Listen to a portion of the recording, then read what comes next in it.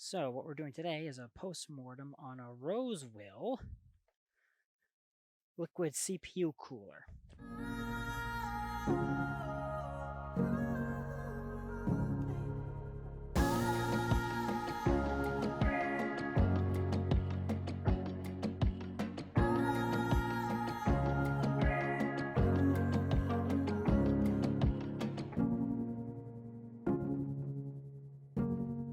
I got this thing because I thought it was going to be really good, and I experienced all kinds of issues with it. I mean, at first it worked just fine, but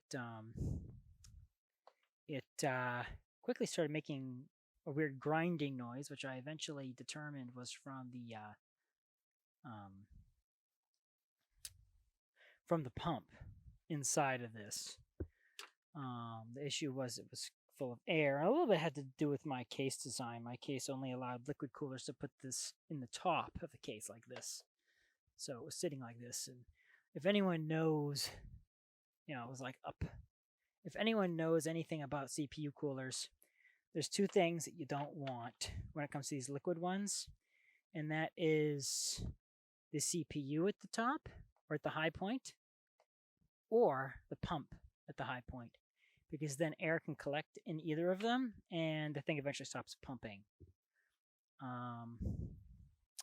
That didn't end up being the issue with this one. I just kept topping it off with water, distilled water.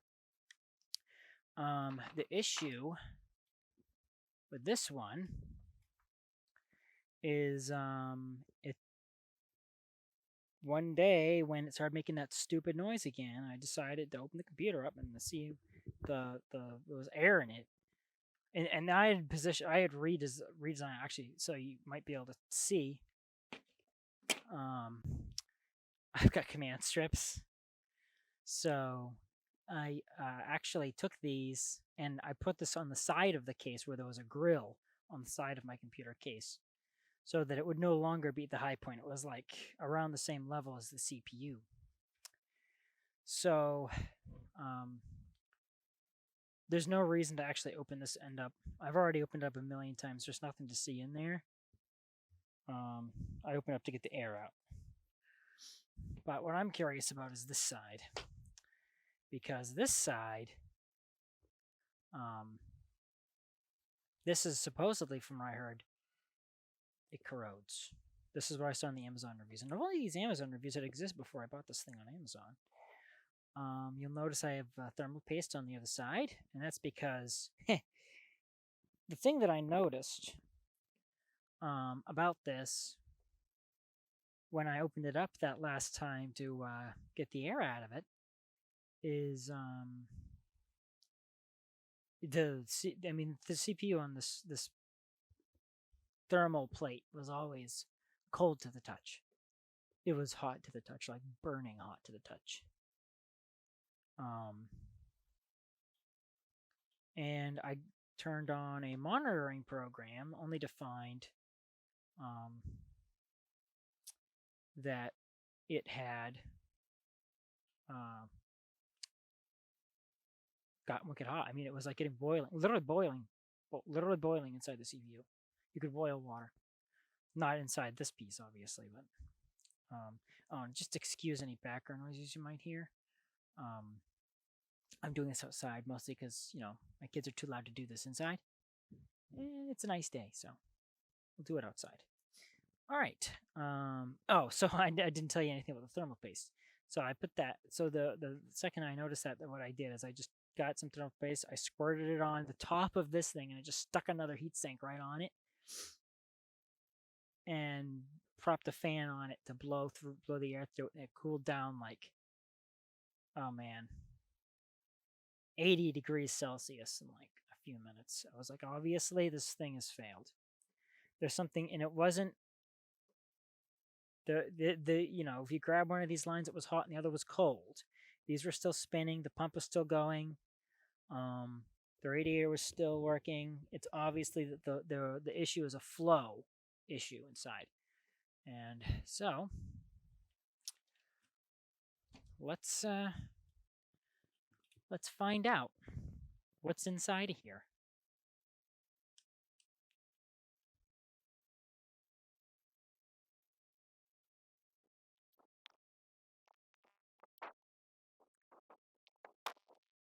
And just a note, I ended up replacing this thing with a traditional air cooler.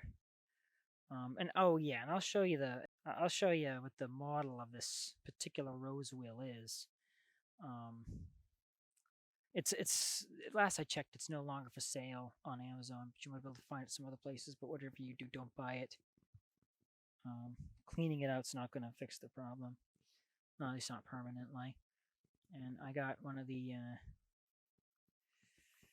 Oh well, I will list you the cooler that I bought to replace this one. It's a top of the line non-liquid cooler, but I'll just put that in right here.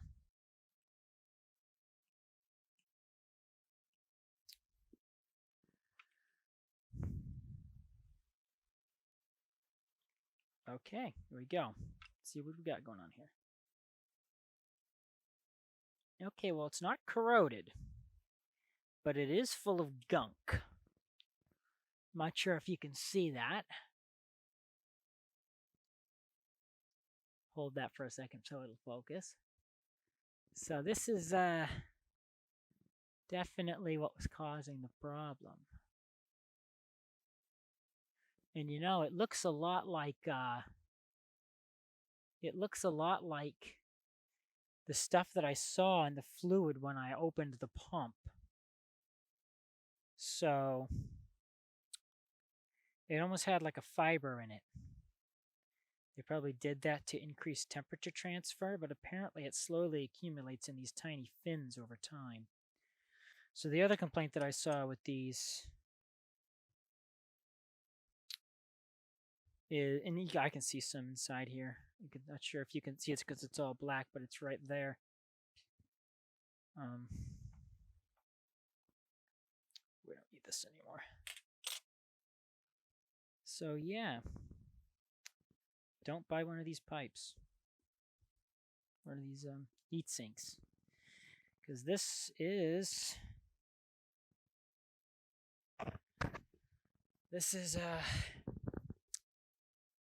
a chronic issue. I'm not the only one to have it. Oops. Thermal pasted it right down to the table here, my glass table. Yeah, look at that, huh? That's disgusting. What is it? I don't know what it is, but it is definitely nasty. It's all up in those fins. I guess I could get it out with something. And besides that, the cooler's pretty clean. Now, if there was another fluid that we could put in here, well, actually, you know, not bad cooler. But the other issue with this cooler, of course, is the fact that it fills with air and makes a ton of noise, which is the other reason why I'm not too...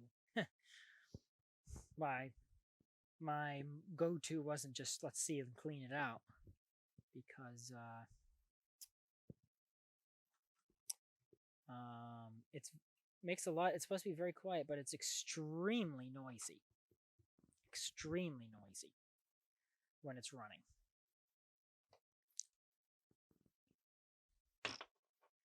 So yeah, that's the post-mortem on this cooler. Don't go to Rosewill, huh? At least not a liquid cooler anyway. Till next time. Thank you for watching, and please subscribe and like my video. Thank you.